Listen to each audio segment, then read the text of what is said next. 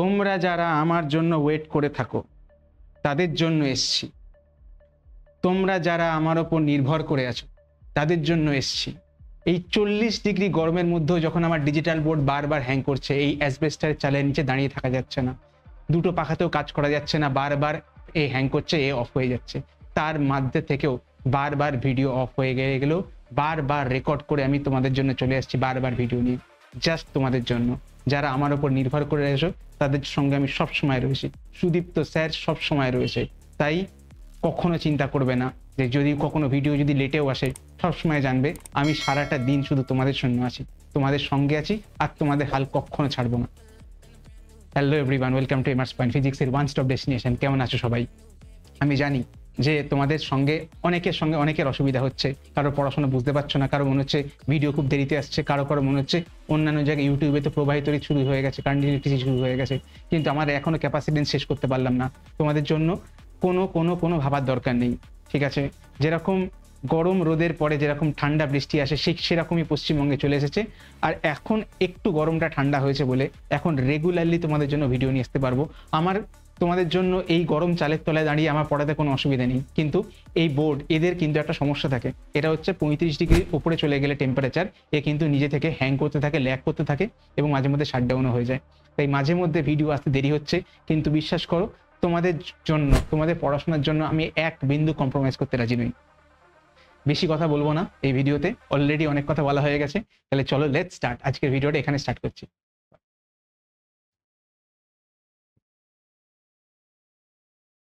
আজকে আমরা পড়বো এই সিরিজ প্যারালেল, ঠিক আছে? যে অনেকগুলো সমবায় হয়, কিসের সমবায়? আমরা যেরকম ছোটবেলা পড়েছিলাম রোধের জন্য যে শ্রেণী সমবায়, সমান্তরাল সমবায়, সিরিজ আর প্যারালেল, তেমনি এখন আমরা কি করব, ক্যাপাসিটরের জন্য সিরিজ প্যারালেল এই দুটো একসাথে দেখতে যাব, দেখবো কি হচ্ছে। তাহলে চলো, সিরিজ বা শ্রেণী। সিরিজ মানে কি? সিরিজ মানে হচ্ছে, দেখো তোমরা যারা ওয়েব সিরিজ দেখো তারা খুব ভালো করে জানো সিরিজ মানে কি। সিরিজ মানে হচ্ছে ওয়েব সিরিজে কি হয়, ধরো একটা সিজনে অনেকগুলো এপিসোড রয়েছে, এপিসোড 1 2 3 4 5 6 7 8 9 10, কিন্তু সিরিজ দেখতে গেলে কিভাবে দেখতে হয়, একটার পর একটা। তুমি চাইলে আজকে এপিসোড 1 এর আধ ঘন্টা দেখলাম, কালকে এপিসোড 7 এর 20 মিনিট দেখলাম, পরের দিনকে এপিসোড 2 থেকে আবার 5 মিনিট দেখলাম, এইভাবে কিন্তু তুমি গোটা সিজন কমপ্লিট করতে পারবে না। তার মানে ওয়েব সিরিজ কিভাবে দেখতে হয়, একটার পর একটা, ঠিক আছে, 1 বাই 1। তার মানে যে সিকোয়েন্সে, যে সমবায়ের মধ্যে ক্যাপাসিটর গুলো একটার পরে আর একটা ব্যাক টু ব্যাক কানেক্টেড থাকে, তাদেরকে কি বলে? তাদেরকে বলে হচ্ছে সিরিজ ক্যাপাসিটর, ঠিক আছে, সিরিজ কম্বিনেশন। এখানে কি হচ্ছে দেখো, এখানে একটা ভোল্টেজ সোর্স রেখেছি যেখান থেকে এরা দুজনে কারেন্ট পাচ্ছে, আর কি এখানে একটা ক্যাপাসিটর C1, এখানে একটা ক্যাপাসিটর C2। এবারে সবসময় জানবে যদি সিরিজে থাকে তাদের মধ্যে সবসময় যে জিনিসটা হয়েই থাকে সেটা হচ্ছে দুজনের মধ্যে দিয়ে সেম কারেন্ট ফ্লো করছে। দেখো, যেহেতু একটার পর একটা ফ্লো করছে, দুজনের মধ্যে দিয়ে একই কারেন্ট ফ্লো করছে, কিন্তু ক্যাপাসিটরের মধ্যে আমরা কারেন্ট না ধরে আমরা চার্জকে দেখি, তাহলে দুজনের মধ্যে কিন্তু সেম চার্জ,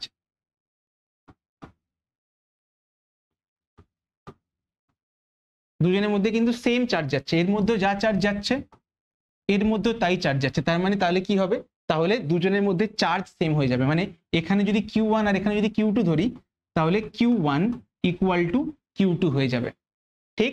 এরপরে কি হবে, এখানে যদি ধরো ভোল্টেজ ড্রপ হয়েছে V1, মানে এখানে পোটেনশিয়াল ডিফারেন্স বা বিভব প্রভেদ যদি হয় V1, আর এর অ্যাক্রসে বিভব প্রভেদ যদি হয় V2, ঠিক আছে, দুজনের অ্যাক্রসে বিভব প্রভেদ আলাদা হবে। তাহলে কি দেখতে পাচ্ছি, যদি শ্রেণী সমবায় থাকে তাহলে বিভব প্রভেদ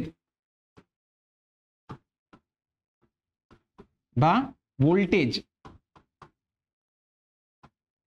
কি হবে, আলাদা হবে, ডিফারেন্ট হবে।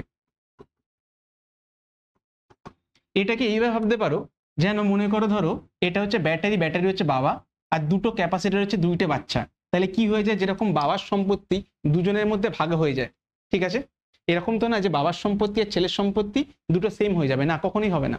তার কারণ যেহেতু দুটো ছেলে রয়েছে, দুজনের মধ্যে সম্পত্তি ভাগাভাগি হয়ে যাবে। কার উপরে ভাগাভাগি হবে, যে সেই ছেলে বাবাকে কত ভালোবাসে তার উপর ভাগাভাগি হবে। দেখি কি হচ্ছে। তাহলে কি দেখতে পাচ্ছি, এই দুজনের সম্পত্তিগুলোকে যদি যোগ করি তাহলে আমি বাবার সম্পত্তি পেয়ে যাব, তার মানে প্রথম পুত্র দ্বিতীয় পুত্র সম্পত্তি যোগ করলে পিতার সম্পত্তি পেয়ে যাব। তাহলে কি হচ্ছে, তাহলে আমি বলতে পারি V1 plus V2 equal two V, right? V1 plus V2 equal two V. এরপরে একটা জিনিস দেখো, আমরা ক্যাপাসিটারে একটাই ফর্মুলা মনে রাখবো, সেটা হচ্ছে Q ইকুয়াল টু CV। তাহলে ভোল্টেজের ফর্মুলা কি বা বিভবের ফর্মুলা কি? Q divided by C। ঠিক আছে, তাহলে প্রথমটার মধ্যে এই V1, এই V1 এর মধ্যে চার্জ কত গেছে? Q। তাহলে কি লিখবো? Q ডিভাইডেড বাই কি লিখবো? এর ক্যাপাসিটেন্সের ধারকত্ব কত? C1। তাহলে কি পেয়ে যাব? C1। আর V2 মানে কত? V2 মানে হচ্ছে C2, Q বাই C2। এবার এই দুজনকে মিলে, দুটোকে আলাদা ক্যাপাসিটারকে না ধরে যদি একটা ক্যাপাসিটার হিসেবে আমি ধরতাম, তাহলে সার্কিটটা কিরকম দেখতে হয়ে যেত? তাহলে দেখতে পেতাম এটা। ঠিক আছে, এটাকে বলে মেন সার্কিট, এটাকে বলে হচ্ছে ইকুইভ্যালেন্ট, মেন বা প্রধান সার্কিট, প্রধান বর্তনী। আর এটাকে বলে ইকুইভ্যালেন্ট বা তুল্য বর্তনী। দুটো পেয়ে যাচ্ছি, এটা মেন আর এটা প্রধান। এবারে দেখো আমি কি করেছি, এখানে যতটা ভোল্টেজ এখানেও ততটা ভোল্টেজ নেব। এরা দুজন মিলে যদি একজন C1 একজন C2 হয়, দুজনকে একসাথে একত্রিত করলে যে ক্যাপাসিটারটা হয় সেটাকে ধরো বললাম CS। C for capacitance, S for series. যেহেতু শ্রেণীতে রাখা তাহলে CS নাম দিলাম। আর কি, এর মধ্যে দুজন মিলে কতটা চার্জ নিচ্ছে? Q। তাহলে এ একা কতটা চার্জ নেবে? Q। তাই যদি হয় তাহলে এর এখানে যদি ভোল্টেজ হয়, যেহেতু এখানে একটা বাচ্চা, তাহলে কি হয়ে যাবে? পুরো সম্পত্তির মালিক ও একাই হবে। তাহলে এর অ্যাক্রসে, এর বরাবর ভোল্টেজ কত হয়ে যাবে? V। যদি V হয়ে যায় তাহলে এখানে আমি কি লিখতে পারি? এখানে ভিটা কি হয়ে যাবে? Q by C। তাহলে এখানে দুজনে এ একা চার্জ Q নিচ্ছে এবং তলায় লিখতে পারি CS। তাহলে দেখো যদি আমি CS সব যদি কেটে দিই, কিউ কিউ গুলো কেটে দিই, তাহলে কি পেয়ে যাব? তাহলে পেয়ে যাব 1/C1 plus 1/C2 equal to 1/CS, right? Okay. তো কিন্তু এই ফর্মুলাটা আমাদের যদি ধরো তোমাকে দিয়ে দেয় 4 আর 6, তার মানে CS কি করে বার করছি? 1/C1 plus 1/C2। ধরো তোমাকে বলে দিল একটা 4 মাইক্রোফ্যারাড আর একটা 6 মাইক্রোফ্যারাড।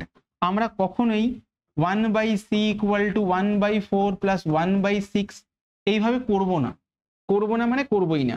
যদি করি কত আসে দেখো, এখানে আমাকে প্রথমে লসাগু LCM বার করতে হবে। কত আসবে? 12। এখানে 3, এখানে 2, অনেক ঝামেলা। কত আসছে? 5-এর 12। এরপর তোমাদের ম্যাক্সিমাম জন যেটা ভুল করে থাকে, যে এইটা করে যোগ করে ডিরেক্টলি উত্তর বসিয়ে দেয় 5-এর 12। ওরে এটাকে যে উল্টাতে হবে, C ইকুয়াল টু 12/5 হবে উত্তর। এইটা করতে গিয়ে তোমরা সবাই গুলিয়ে ফেলো, আমি দেখেছি। আমার কাছে যারা অফলাইনে পড়ে তাদেরকেও দেখেছি, অনলাইনে তোমাদের যেরকম ডাউট আসে সেখানেও দেখেছি যে এই জিনিসটা খুব কমন জিনিস। তাই জন্য আমি বলি এই ফর্মুলাটা ব্যবহারই করব না। তাহলে কি ব্যবহার করব? তাহলে সবসময় আমরা যদি দুটো থাকে তাহলে CS ইকুয়াল টু কি লিখবো? দেখো এখান থেকে কি পাচ্ছি? 1/CS ইকুয়াল টু লসাগু করলে C1 C2 C1 plus C2। তাহলে উল্টালে CS কি পাবো? C1 C2 divided by C1 C2। মানে ওপরে গুণফল নিচে যোগফল, ওপরে মাল্টিপ্লিকেশন নিচে অ্যাডিশন। এই ফর্মুলাটাকে কাজে লাগাবো। সেটা যদি করি দেখো কত সহজে দেখো উত্তর পেয়ে যাবে। 4 আর 6 কত পাচ্ছি? 4 × 6/4 প্লাস 6। এটা কত? 24, এটা 10, হয়ে গেল 12/5। তোমরা চাইলে এটাকে ডিরেক্টলি মুখে মুখেও করতে পারো। তাহলে যখনই এইরকম দুটো যদি দিয়ে দেয়, 3টের ক্ষেত্রে কিন্তু এই ফর্মুলাটা কাজে লাগবে না। ঠিক আছে, 3টের ক্ষেত্রে ফর্মুলাটা জটিল হয়ে যাবে, তখন কিন্তু লসাগু করে করবো। আদারওয়াইজ যখনই তোমাদের দেবে সব সময় এই ফর্মুলাটা এইভাবেই কাজে লাগাবো। ঠিক আছে, মনে থাকবে কি করব? C1 C2 by C1 plus C2। এরপরে কয়েকটা ইম্পর্টেন্ট শর্ট। ধরো তোমাকে দুটো আইডেন্টিক্যাল ক্যাপাসিটার দেওয়া হলো। আইডেন্টিক্যাল ক্যাপাসিটার মানে সেম ক্যাপাসিটেন্স, 10 আর 10, 12 আর 12। তাহলে তুমি কি করে করবে? দেখো যদি দুখানা যদি C আর C যদি হয়, তাহলে তাদের ক্যাপাসিটেন্স কি আসবে? ক্যাপাসিটেন্স আসবে C into C by C plus C, মানে সি স্কোয়ার বাই 2c, কেটে দিলে সি বাই 2। ও, তার মানে কি দেখতে পাচ্ছি 10 আর 10, একজনের 10 আর একজনের 10, তাহলে কি হয়ে যাবে? তাহলে উত্তর 5 হয়ে যাবে। এখানে কি আছে 12 আর 12, দুজনের ক্যাপাসিটার কত? 12 আর 12, তাহলে এদের ইকুইভ্যালেন্ট ক্যাপাসিটার কি হয়ে যাবে? 6 হয়ে যাবে। দারুণ না শর্টকাটটা? দেখো তোমরা যদি এইভাবে করো যে 12 ইন্টু 12 ডিভাইড বাই 12 প্লাস 12, তাহলে কত হয়ে যাচ্ছে? 144 ডিভাইড বাই 24। এটাকে করে দেখো, আমি জানি 24কে 6 দিয়ে করলে 144 হয়ে যায়, ব্যাস। তার মানে যখনই দুটো ইকুয়াল ক্যাপাসিটার থাকবে তাহলে তাদের জন্য কি করব? তাদের জন্য আমি ডিরেক্টলি হাফ করে দেবো, ভাবার দরকারই নেই। আরেকটা ধরো, একটা রয়েছে 3 আর একটা রয়েছে 6, তাহলে কি করে করব? বা একটা রয়েছে 6 আর একটা রয়েছে 30, সবগুলো মাইক্রোফ্যারাডে দেওয়া, কি করে করব? এই টাইপের প্রবলেম দেওয়া থাকলে এগুলো কি মুখোমুখি করা সম্ভব? ওই আমি তো দেখিনি, বইতে তো কোথাও এরকম লেখা নেই। চলো দেখি। দেখো 3 আর 6, আমি বলবো এর উত্তর আসবে 2। কি করে বললাম? চলো দেখি। দেখবে যখনই একটা আর একটা ইকুয়াল না থাকলেও আরেকটার মাল্টিপল বা গুণিতক আকারে আছে, ধরো এটাকে যদি আমি সি বলি, এটাকে আমি এনসি বলতে পারি। এটা 3, এটা 6, এটা সি হলে এটা এনসি, তাহলে তাদের ক্যাপাসিটেন্স কি হবে? C into NC by C plus NC, তার মানে কি হয়ে যাবে? N C square C into N plus 1, তাহলে সি সি কেটে গেলে কি হয়ে যাচ্ছে?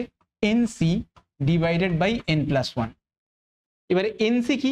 এনসি হচ্ছে বড় ক্যাপাসিটারটা, বড় ক্যাপাসিটার কত? 6, আর এখানে 3 কত গুণ? দ্বিগুণ। দ্বিগুণ হলে কত দিয়ে ভাগ করব? 2 প্লাস 1 মানে 3 দিয়ে ভাগ করব। দেখো হয়ে গেল 2। আমরা 3 আর 6 দিয়ে যদি করতাম তাহলে কিন্তু আমাদের লসাগু গসাগু কি না কি করতে হতো, সে অনেক সময় লাগতো। কিন্তু যদি আমরা ট্রিক লাগিয়ে করি তাহলে দেখবে এই জিনিসগুলো মুখে মুখে হয়ে যাবে। ঠিক আছে, তাহলে দেখো পরেরটা মুখে মুখে করব। কি করে করব? দেখো 6 30 কত গুণ? 5 গুণ।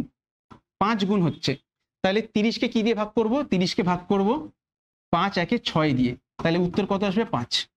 সিম্পল, একদম সিম্পল, রাইট? কি করলাম? কত গুণ?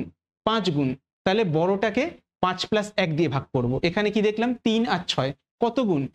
দ্বিগুণ, তাহলে কি করব? বড়টাকে 3 দিয়ে ভাগ করব। সিম্পল। আর একটা দিচ্ছি,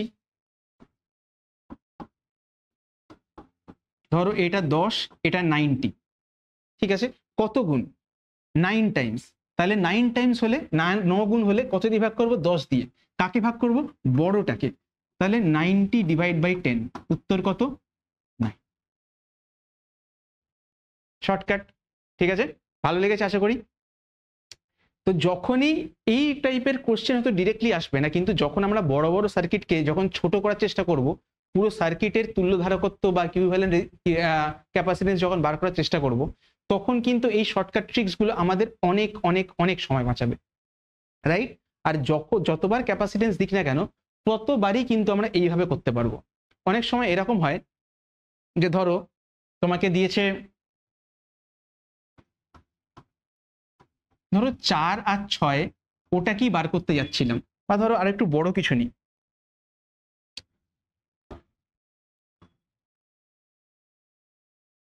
ধরো এখানে নিলাম 100, একটাকে নিলাম 150।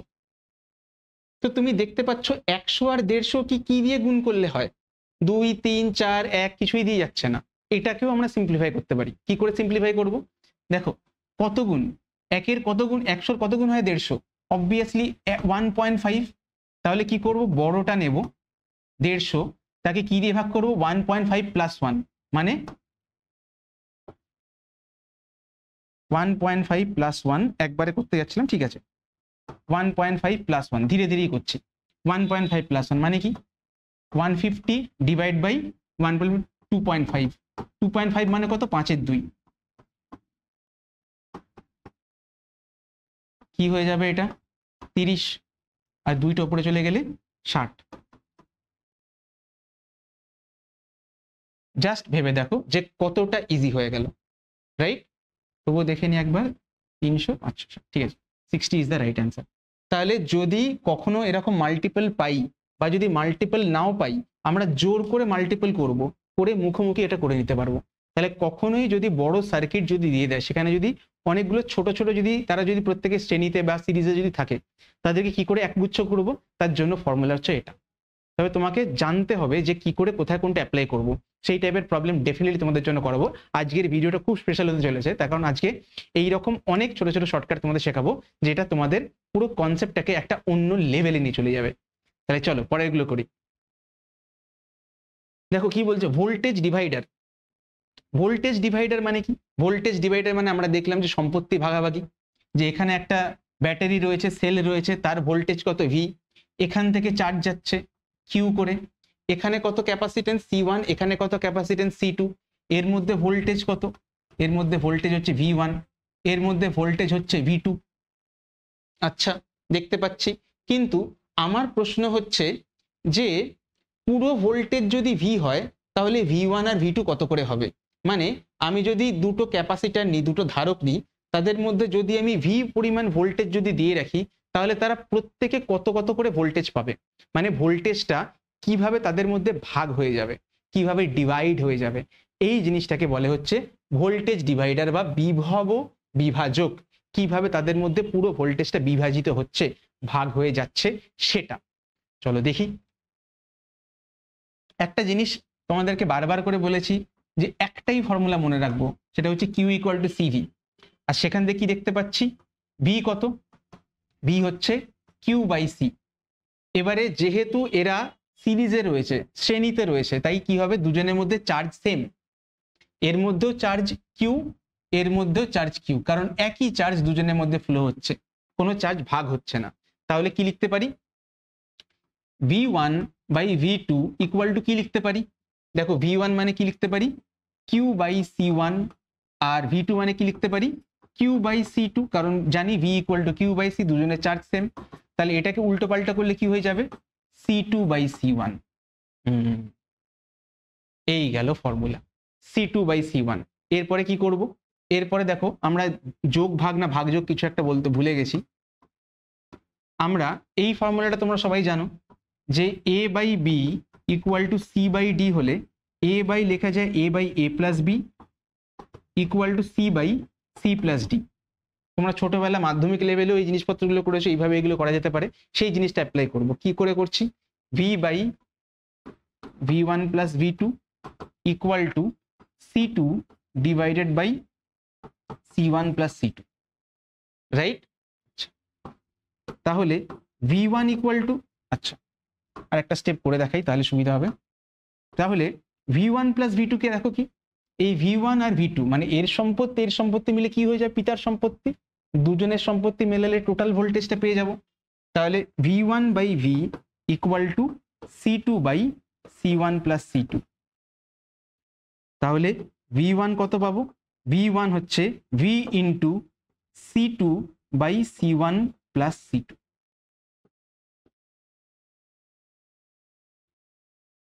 তার মানে এর অ্যাক্রসে কতটা ভোল্টেজ হবে সেটা কার উপর ডিপেন্ড করছে, অন্য ক্যাপাসিটারের ক্যাপাসিটেন্সের উপরে, বুঝলে?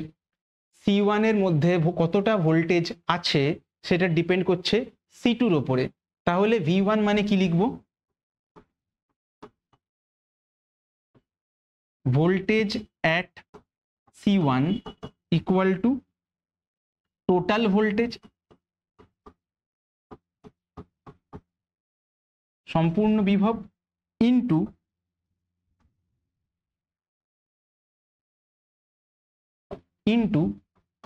আদার ক্যাপাসিটেন্স, মানে অন্য ক্যাপাসিটেন্স, আদার ক্যাপাসিটেন্স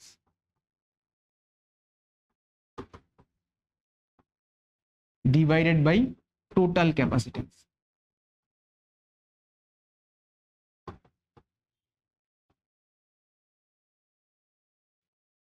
ঠিক আছে, টোটাল ভোল্টেজ মানে তাহলে ভোল্টেজ এট C1 বা voltage at any capacitor, voltage at capacitor মানে কি total voltage into other capacitor by total capacitance. তাহলে যদি আমি V2 বার করতে যাই, যদি ধরো মনে করো আমি এর এক ক্রসে যে ভোল্টেজটা সেই ভোল্টেজটা বার করতে যাব, তাহলে কি হবে V2 ইকুয়াল টু কি হবে total voltage into C1 by C1 plus C2, right? তাহলে V2 কি হয়ে যাবে V ইন্টু C2, V2 বার করতে তাহলে C1 হয়ে যাবে, তাহলে C1 by C1 plus C2। Main formula কিন্তু এটা, মেন ফর্মুলা এটা, এইটাকে তোমাদের মাথায় রাখতে। তাহলে V2 equal two V into C1 plus C2, এইটা হচ্ছে মেন ফর্মুলা, রাইট? ওকে, তাহলে কি করব, তাহলে চট করে চলো একটা প্রবলেম করে ফেলি নতুন ফর্মুলা যখন শিখলাম। দেখো এখানে কি বলেছে 6 মাইক্রোফ্যারাড আর 12 মাইক্রোফ্যারাড, তার মধ্যে দু প্রান্তে ভোল্টেজ কত বার করতে হবে, টোটাল ভোল্টেজ হচ্ছে 24। ওকে, ধরো এটা V1 এটা V2, তুমি বলতেই পারো যে V1 কত, V1 equal to total voltage into other capacitor মানে C2 by C1 plus C2। Just formula ফেলবো, কত হয়ে যাবে, টোটাল ভোল্টেজ কত, টোটাল ভোল্টেজ হচ্ছে 24 আর এর ক্যাপাসিটেন্স কত 12 বাই 6 প্লাস 12 কত হয়ে যায় 18, 6 দুগুণে 12, 3 6 18, 3 8 24, 16। V1টা কত, V1টা এসছে 16, তাহলে V2টা কত বার করব, তাহলে V2টা বার করব সিম্পলি, আমরা কিন্তু এই ফর্মুলাটাকে আবার ফেলবো না, আমরা জানি যে V1 প্লাস V2 মানে হচ্ছে V, তাহলে V2 কি হয়ে যাবে, V2 হয়ে যাবে V মাইনাস V1, তাহলে 24 থেকে 16 বাদ দিলে হয়ে যাবে 8। তাহলে কিভাবে ভাগ হচ্ছে, এটা 16 এটা 8, আর দেখো দুজনকে অ্যাড করলে 24ই আসছে, রাইট? রাইট, তো এগুলো খুব সিম্পল ফর্মুলা, বাট তোমরা যদি চাও এর থেকেও শর্টকাট ফর্মুলা তারও উপায় রয়েছে। দেখো আমি কি করব, আমি চার্জটা বার করব। দেখো 12 6 আর 12, 6 আর 12 যদি ক্যাপাসিটর যদি থাকে, তাহলে এর সিরিজ ইকুইভ্যালেন্ট CS কত হবে, এক্ষুনি তোমরা ফর্মুলা শিখেছো যে 6 আর 12 যদি থাকে এটা ওটার কত গুণ, এটা ওটার ডাবল, যদি ডাবল হয় কি দিয়ে ভাগ করব, 3 দিয়ে ভাগ করব। তাহলে দেখো কি পেয়ে যাচ্ছি আমি, বড়টা কত, বড়টা 12, সেটাকে 3 দিয়ে ভাগ করলে কি হয়ে যাবে 4 হয়ে যাবে। তাহলে এদের ইকুইভ্যালেন্ট ক্যাপাসিটর কত, ক্যাপাসিটেন্স হচ্ছে 4, তাহলে চার্জ কত হয়ে যাবে, চার্জ হয়ে যাবে Q equal to CV, C কত, C হচ্ছে 4 আর V কত, V হচ্ছে 24, 96 হয়ে গেল। যদি 96 হয়ে যায় তাহলে এখানে V কত হবে, V equal to Q by C1, Q কত, Qটা হচ্ছে 96 ডিভাইড বাই C1 কত, C1 হচ্ছে 6, ঠিক আছে? তাহলে এটা কত হয়ে যাবে 16, আর তাহলে সিমিলারলি ভিটা কত হয়ে যাবে, ভিটা হয়ে যাবে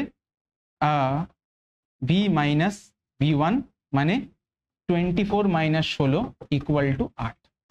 তোমরা চাইলে এটা একটা খুব সুন্দর একটা প্রসেস, এইভাবে চাইলেও করতে পারো, আর তোমরা যদি আরো গেম খেলতে চাও তাহলে তোমাদের একটা আরো শর্টকাট বলবো। দেখো কি হয়েছে, এখানে 6 আর 12, ঠিক আছে, 6 আর 12 হলে তার মানে C1 বাই C2 কত হচ্ছে, দেখো C1 বাই C2 1/2 আসছে, রাইট? তাহলে V1 বাই V2 কি হবে, 2/1 হবে, তার কারণ আমরা এক্ষুনি দেখেছিলাম যে দেখো যে V1 by V2 equal to CT by C1, মানে একে অপরের ব্যস্তানুপাতিক, একে অপরের ইনভার্সলি প্রপোর্শনাল।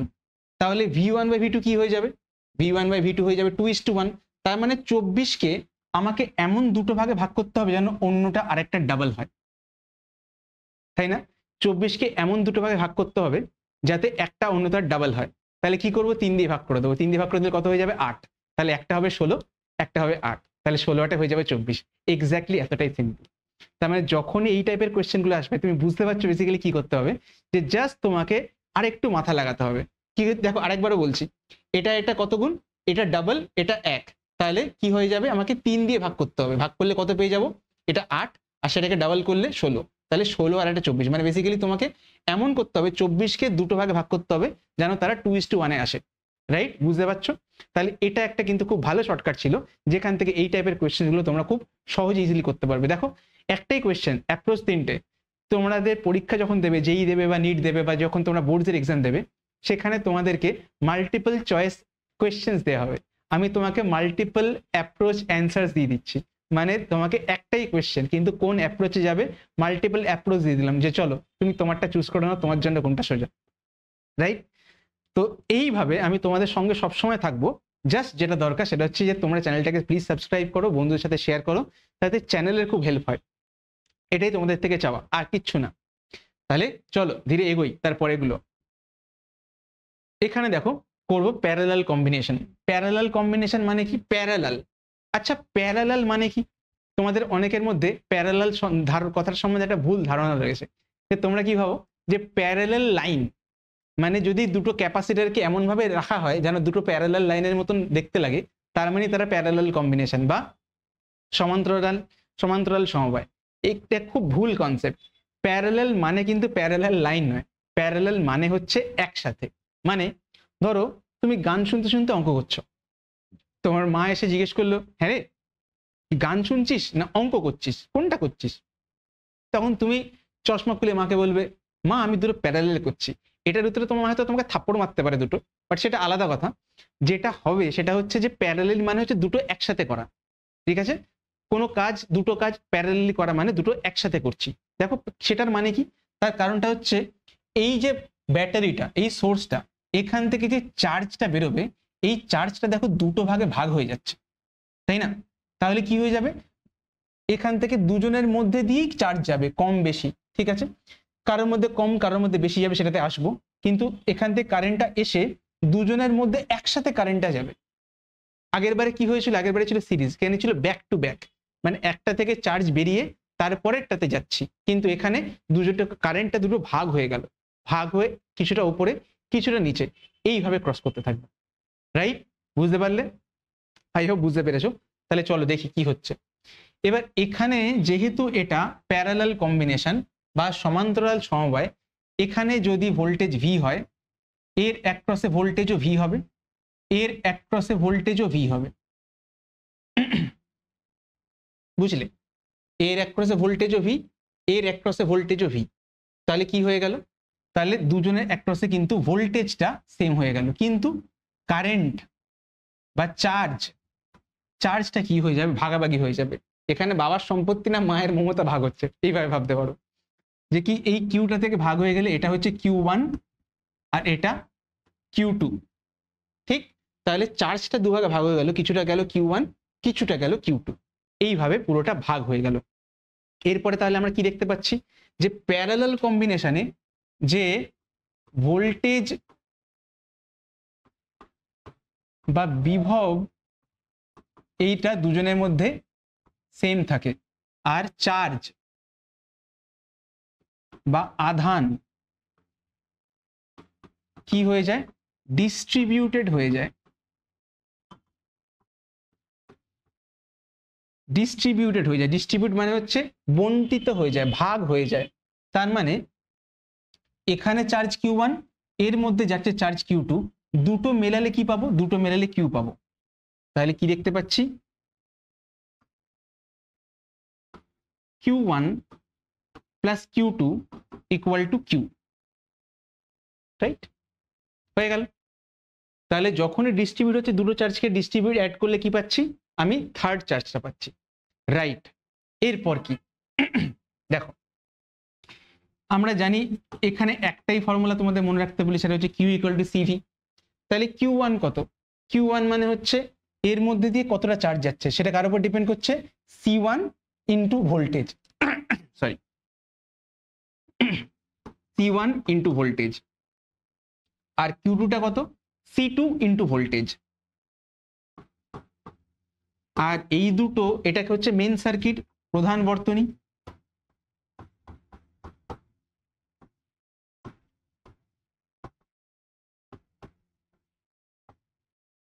এইটাকে যদি আমি ইকুয়াল করি তাহলে কি পেয়ে যাব, এটাকে পেয়ে যাব একটা ক্যাপাসিটর দিয়ে রিপ্লেস করে দেবো, একটা ধারক দিয়ে আমি চেঞ্জ করে দেবো। এটা C1, এটা C2, এটা তখন লিখবো CP, C for capacitance, suffix P, P for parallel. এখানে ভোল্টেজ V, এখানে চার্জ Q, তাই না? তাহলে তাহলে তাহলে কি হচ্ছে, এখানে কিউটা কত, এখানে কিউটা হয়ে যাচ্ছে দেখো CP ইন্টু V, তাহলে CP ইন্টু V। এবার সব দিক থেকে ভি গুলোকে বাদ দিয়ে দিলে কি পাবো, C1 plus C2 equal to CP। পেয়ে গেলাম ক্যাপাসিটার। ঠিক, জাস্ট কিভাবে দুটোকে যোগ করে দেবো। তার মানে আমরা ছোটবেলায় শিখেছিলাম যে রেজিস্ট্যান্সের ফর্মুলা, সেখানে সিরিজে থাকলে R1 প্লাস R2 হয়ে যেত, আর প্যারালালে থাকলে 1/R1 প্লাস 1/R2। আর এখানে পুরো উল্টো, এখানে সিরিজে থাকলে 1/C1 প্লাস 1/C2, আর প্যারালালে থাকলে C1 প্লাস C2। এইটা তোমাদের মনে রাখতে হবে। এইটুকু মনে রাখলে কিন্তু, তাও তোমাদের কিন্তু পরীক্ষার সময় যদি সব ভুলে যাও, যদি এটা মনে রাখো যে রেজিস্ট্যান্সের ফর্মুলা, ছোটবেলায় রোধের ফর্মুলা যেগুলো করেছিলাম সিরিজ প্যারালালের, সেটার থেকে এটা পুরো উল্টোটা হয়। এটাও কিন্তু একটা শর্টকাট, এটাকেও যদি মনে রাখো তাহলে কিন্তু পরীক্ষার সময় জাস্ট কোনো রকমের রেহাই পেয়ে যেতে পারো। রাইট, ওকে চলো। তাহলে কি দেখতে পাচ্ছি, যদি প্যারালালে থাকে তাহলে ক্যাপাসিটার C1 আর C2 অ্যাড করে CP হয়ে গেল। তার মানে কি দেখতে পাচ্ছি, প্যারালালে করলে বা সমান্তরালে করলে ক্যাপাসিটেন্স দেখো বাড়ছে।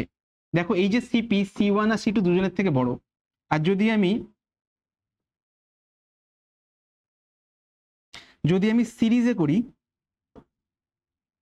মানে শ্রেণীতে করি, তাহলে দেখো C কি হয়ে যায়, C হয়ে যায় 1/C equal to 1/C1 plus 1/C2। দেখো দুটোকে অ্যাড করে আমাকে তো সেই উল্টাতেই হচ্ছে, তাহলে বেসিক্যালি তো কমেই যাচ্ছে, তাহলে ক্যাপাসিটেন্স কিন্তু কমে যায়। তাহলে সবসময় মনে রাখবে, যদি আমাদের ধারকত্ব বা ক্যাপাসিটেন্সকে যদি বাড়াতে হয় তাহলে প্যারালালে মানে সমান্তরালে অ্যাড করব, আর যদি কমাতে হয় তাহলে শ্রেণীতে অ্যাড করব। এই হচ্ছে কথা। ঠিক, ওকে। তাহলে দেখো চার্জ ডিভাইডার, আগের বারে কি করেছিলাম আমরা, ভোল্টেজ ডিভাইডার করেছিলাম, মানে বাবার সম্পত্তি ভাগ করেছিলাম, এবার মায়ের মমতা ভাগ করব। চলো দেখি কি করে ভাগ করতে পারি। ঠিক, এখানে ধরো এখানে ভোল্টেজ কত, এখানে ভোল্টেজ V, এখানেও ভোল্টেজ V। কেন? তার কারণ যদি প্যারালাল থাকে সমান্তরাল থাকে তাদের ভোল্টেজ সেম থাকে কিন্তু চার্জ ভাগ হয়ে যায়। তাহলে এটা Q, এটা Q1, এটা Q2। তাহলে Q ভাগ হয়ে গেল কিসের মধ্যে, Q1 আর Q2 মধ্যে ভাগ হয়ে গেল। রাইট, প্রবলেম নেই। তাহলে আমি লিখতে পারি Q1/Q2, আমরা জানি যে ক্যাপাসিটেন্সের একমাত্র formula Q equal to CV। তাহলে কি লিখবো, C1 into V by C2 into V, কারণ দুদিকে দুজনের অ্যাক্রসে ভোল্টেজ কিন্তু V করে। রাইট, তাহলে কি হয়ে গেল, তাহলে বেসিক্যালি পেলাম C1 প্লাস C2। তাহলে আবার সেই আমরা ভাগযোগ করব, ভাগযোগ বা যোগভাগ কিছু একটা ছিল, Q1/Q1 plus Q2 equal to C1/C1 plus C2। এবারে Q1 প্লাস Q2 মিলে কি হয়েছে, Q1 প্লাস Q2 মিলেই তো হয়েছে Q। তাহলে কি করব এখানে, তাহলে Q1 divided by Q equal to C1 divided by C1 plus C2। তাহলে Q1টা কি পাবো, Q into C1 by C1 plus C2। তাহলে দেখো এখানে ফর্মুলাটা চেঞ্জ হয়ে গেল। তাহলে এখানে চার্জ অন এ ক্যাপাসিটার, কোনো ধারকের মধ্যে charge equal to total charge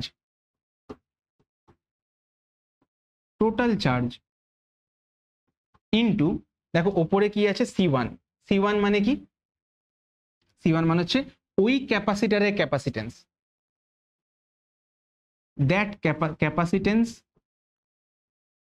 of that capacitor divided by total capacitance.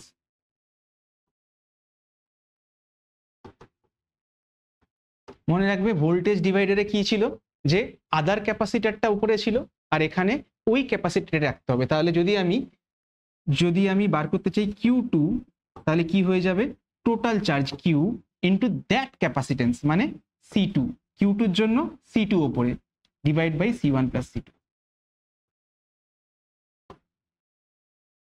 ব্যাস হয়ে গেল, রাইট? তাহলে ক্যাপাসিটেন্স মোটামুটি বোঝা গেল। এবারে কি করব, এবারে দেখো আরেকটা প্রবলেম দিয়েছি, এটা 6 ভোল্ট, এটা 12 ভোল্ট, এখানে ব্যাটারিটা আমাদের রেখেছি এখন 36 ভোল্ট, দুজনের মধ্যে চার্জ কত হবে? ঠিক, আমরা চাইলে কি করতে পারি, সব থেকে বেসিক প্রসেস যেটা, ডিরেক্টলি ফর্মুলাটা মাথায় আছে ওটাকে বসাবো। Q1 কত হবে? Q1 equal to total charge into ওই capacitance divide by total capacitance. Total charge কত? টোটাল চার্জ কত? টোটাল চার্জ তো জানিই না, তাহলে কি করে দুজনের মধ্যে চার্জ বার করব? হ্যাঁ, তো মুশকিল হয়ে গেল, টোটাল চার্জটা তো বার করতে হবে। তাহলে কি করব, টোটাল চার্জটা কি করে বার করব? দেখো 6 আর 12, ঠিক আছে, 6 আর 12 কিসে রয়েছে? প্যারালালে রয়েছে। তাহলে 6 আর 12 যদি থাকে তাহলে কি হয়ে যাবে? C1 প্লাস C2 হয়ে যাবে। CP কত হয়ে যাবে? 6 প্লাস 12 মানে 18। প্যারালাল ক্যাপাসিটেন্স কত হয়ে যাচ্ছে? 18। তাহলে এখানে চার্জ কত হবে? Q equal to CV, capacitance কত? 18, আর এটা কত? ভোল্টেজ কত? 36। ওরে বাবা, এটা আমি গুণ করব না, ঠিক আছে, এটা তোমাদের জন্য রেখে দিলাম। কি করবো এবারে, টোটাল চার্জ পেয়ে গেছি 18 × 36। C1 কত? C1 হচ্ছে 6 ডিভাইড বাই 6 প্লাস 12 মানে 18, কেটে গেল। 36 কে 6, এটা তো করতেই হবে, 6 6 36 এর 6 হাতে 3 3 6 216, তাহলে এটা হয়ে গেল 216। এটা মাইক্রো কুলম্বে আসবে। কেন মাইক্রো কুলম্বে আসবে? তোমাদের পরীক্ষাতে একটা তোমরা ভুল করে দেখো যে সবসময় চার্জ দিলে কুলম দিয়ে দাও, এখানে যেহেতু ইউনিটটা মাইক্রো ফ্যারাড রয়েছে তাহলে এখানে ইউনিটটা কিন্তু মাইক্রো কুলম হবে, কুলম নয়। আর Q2টা কত হবে? Q2টা হয়ে যাবে, টোটাল চার্জটা জানি, তাহলে Q minus Q1। Total charge কত ছিল? 18 গুণ 36, আচ্ছা, মানে 36 গুণ 18 মাইনাস এটা কত? এটা 36 গুণ 6, তাই তো, 36 আর 6 গুণ করে এটা এসছে 36 ইন্টু 6। আমি খুব কুঁড়ে মানুষ, দেখো আমি পারবি না ওইরকম ভাবে তোমাদের মতন অত কষ্ট করে অঙ্ক করতে। 36 গুণ 12, 36 গুণ 12 করতে ইচ্ছা করছে না। দেখো 36 গুণ 6 216 হয়, তাহলে 36 গুণ 12 এটা ডাবল হবে, তাহলে লিখবো 432 মাইক্রোকুলম, রাইট? ঠিক, বাট এই প্রসেসটা কি সব থেকে সোজা প্রসেস নাকি এর থেকে সোজা প্রসেস হয়? ডেফিনেটলি বুঝতেই পেরেছো, তোমাদেরকে আমি আগে থেকেই বলে দিয়েছি যে আমাদের কাছে কিন্তু অনেক রকম হাতিয়ার রয়েছে, একটা হাতিয়ার নিয়ে কিন্তু আমরা খেলতে নামিনি, অনেক হাতিয়ার রয়েছে। কি করব দেখো, এখানে ভোল্টেজ কত? 6 মাইক্রোফ্যারাড, ঠিক আছে, তাহলে চার্জ কত হবে? আমরা জানি Q1 ইকুয়াল টু C1V, তাহলে C1 কত? 6 মাইক্রোফ্যারাড, আর ভোল্টেজ কত? এর অ্যাক্রসে ভোল্টেজ, এর অ্যাক্রসে ভোল্টেজ সবই সেম, তাহলে কি লিখে দেবো? 36। তাহলে কত হয়ে যাচ্ছে? 216, একবারে বেরিয়ে গেল, একবারে। আর যদি আমি Q2 বার করতাম, Q2 মানে এখানে এই বরাবর চার্জ, এখানে চার্জ কত হবে? C2 ইন্টু V, C2 কত? 12, আর চার্জ কত? চার্জ হচ্ছে তোমার ভোল্টেজ কত? 36, কারণ এর অ্যাক্রস এর দুজনের অ্যাক্রস ভোল্টেজ সেম, তাহলে এটা হয়ে যায় 36, এটার ডাবল তাহলে 432। তোমরা চাইলে এভাবেও ভাবতে পারো যে ভোল্টেজের সঙ্গে কি সম্পর্ক, ভোল্টেজের সঙ্গে কি সম্পর্ক, দেখো এই ভোল্টেজটা এখানেও যা এখানেও তাই, তাই দুটো একরে 36 36 করে, তাই তুমি যদি ক্যাপাসিটেন্স দিয়ে চার্জের বার করতে চাও, দেখো Q ইকুয়াল টু CV, দুটোর অ্যাক্রসেই ভোল্টেজটা সেম, তাহলে Q is directly proportional to C। দেখো Q1 আর Q2 কত? Q1 আর Q2 দেখো 1:2, তাই না? Q1 বাই Q2 দেখো 1:2, তাহলে চার্জ কত হয়ে যাবে? Sorry Q1 is to Q2 না, C1 is to C2, দেখো C1 is to C2 কত হবে? 6 12 হাফ, তাহলে V1:/V2 সেটা কত হবে, সেটাও হাফ হবে। তাহলে 36কে আমাদের এমনভাবে ভাগ করতে হবে যেন এটা ইস টু এটা 1:2 হয়। 1:2 মানে কি, কত দিয়ে ভাগ করব? ভাগ করব আমরা দিয়ে 3 দিয়ে ভাগ করব, সেখান থেকে পেয়ে যাব 1:2। সেটা তারপরে মাল্টিপ্লাই করে দেবো, সেভাবেও করতে পারো, সেই রাস্তাতেও খোলা রয়েছে তোমার কাছে। তাহলে দেখো অ্যাপ্রোচ অনেকগুলো রয়েছে, তোমাকে বুঝে নিতে হবে। আমি তোমাকে সমস্ত রকম অ্যাপ্রোচ তোমাদের জন্য বলে দেবো, ঠিক আছে? কিন্তু তোমাদেরকে বেসিক্যালি বুঝে নিতে হবে যে কোন প্রসেসটা তোমার জন্য সোজা লাগছে, রাইট? এরপরে আরেকটা ছোট নিউমেরিক্যাল করে নিই সিরিজ প্যারালাল সম্পর্কে। দেখো যদি n সংখ্যক ধারককে শ্রেণীতে আর যদি সমান্তরালে রাখা হয়, তাহলে CS আর CP যদি হয়, মানে n সংখ্যক ধারককে যদি শ্রেণীতে রাখি তাহলে হয় CS, আর n সংখ্যককে যদি আমি প্যারালালে রাখি, সমান্তরালে রাখি, তাহলে হয় CP। তাহলে CS/CP কত হবে, এই হচ্ছে কোয়েশ্চেন। দেখো যদি আমি n সংখ্যক যদি সিরিজে রাখি, তাহলে 1/CS = 1/C প্লাস 1/C, এরকম করতে করতে n অবধি যাবে। তাহলে সেটা কি হয়ে যাবে, n/C। তাহলে CS কত পাচ্ছি আমি, CS পাচ্ছি C/n। এটা একটা খুব ইম্পর্টেন্ট ফর্মুলা, মনে রাখবে যে যদি অনেকগুলো ইকুয়াল ক্যাপাসিটার যদি রাখা হয়, ঠিক আছে, সিরিজে, তাহলে তখন কি হয়ে যায়, যেমন তোমাদের শিখিয়েছিলাম যে এটা 6, এটা 6, তাহলে কি হয়ে যাবে, 6/2, তার মানে এটা 3 হয়ে যাবে। যদি এরকম থাকতো 6 6 6, যদি 3টে থাকতো তাহলে কি লিখতাম, এখানে 6 যেহেতু দুটো রয়েছে তাহলে 6/2 3 হয়ে যাচ্ছে, এখানে 6/3 হয়ে যাবে কারণ 3টে রয়েছে, তাহলে ইকুইভ্যালেন্ট ক্যাপাসিট্যান্স কি আসবে, 2 চলে আসবে। যদি 4টে থাকতো 6/4, যদি 5টা থাকতো 6/5। এই ফর্মুলাটাও কিন্তু তোমাদের খুব কাজের ফর্মুলা, অনেক সময় কাজে লাগবে। আর তাহলে সিএসটা পেয়ে গেছি C/n। এবারে সিপিটা বার করব। সিপিটা কি, দেখো সব কটাকে অ্যাড করে দেবো, মানে C + C + C, এই করতে করতে কত অবধি, n অবধি। C অ্যাড করলে কি হয়ে যায়, NC। তাহলে CS/CP কি পাবো, CS কত, C/n, আর এটা কি পাচ্ছি আমি, NC। তাহলে C কেটে গেলে CS হয়েছে C/n বসিয়েছি, নিচে NC, CC কেটে গেল, তাহলে নিচে কি পাচ্ছি 1/n²। ঠিক, তাহলে CS/CP 1/n²। তোমাদের অনেক রকমগুলো অপশন দিয়ে দেবে এই কোয়েশ্চেনের জন্য, কোথাও n², কোথাও 1/n², কোথাও n, কোথাও 1/n। রাইট অপশন হচ্ছে এখানে CS/CP, সেটা হচ্ছে 1/n²। এই হচ্ছে কোয়েশ্চেন।